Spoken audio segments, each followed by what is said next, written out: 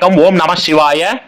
திருவண்ணாமலைக்கு போய் பஸ் ஸ்டாண்ட்ல இறங்கி அப்படியே போகும்போதே கள்ளபுரி, காலிஃபிளவர் சில்லி, பக்கடா எல்லாம் வாங்கி இந்த பக்கம் சோளக்கருது எல்லாம் வச்சுக்கிட்டு இவ்வளவு சூடத்தை வாங்கி நேரா பூதநாராயண சாமியை தரிசனம் பண்ணிட்டு நேரா உள்ள போனீங்கன்னா அந்த தேரடி கருப்பண்ண சாமியை பார்த்துட்டு அண்ணாமலையார் கோபுரம் தெரியும். அங்க போய் சூடத்தை கொளுத்தி அடுத்தவன் காலில் வச்சு ஏத்தி ஒரு பெரிய அகர்பத்தியை வாங்கி கொளுத்தி நல்ல செல்போன்ல இளையராஜா பாட்டு அப்படியே காதல கேட்டுட்டு இந்த பக்கம் கடலைபுரி, இந்த பக்கம் காலிஃபிளவர் சில்லியை சாப்பிட்டுக்கிட்டு அண்ணாமலைக்கு அரோகரான்னு அப்படியே வாக்கிங் போனா அண்ணாமலையார் முதுகுலே வைப்பார், வருவியா வருவியா வருவியா, திருவண்ணாமலைக்கு வருவியா வருவியா. கீழே வேற அங்கங்க மசாஜ் வேற, மசாஜ் பிக்னிக் மாதிரி ஆகி போச்சு. திருவண்ணாமலை பிக்னிக் மாதிரி ஆயிடுச்சு. கிரிவலம் வாயா அப்படின்னா நம்ம கிரிவலம் போறவனையும் இவன் பேசுற கதையெல்லாம் கேட்டோம்னா நமக்கு மனசு மாறுது. இனிமே கிரிவலம் போகப்படாத ராஜா அப்படின்னு முடிவு பண்ணியாச்சு. எப்ப போனாலும் கூட்டம், அமாவாசைக்கு போனாலும் கூட்டம், பௌர்ணமிக்கு.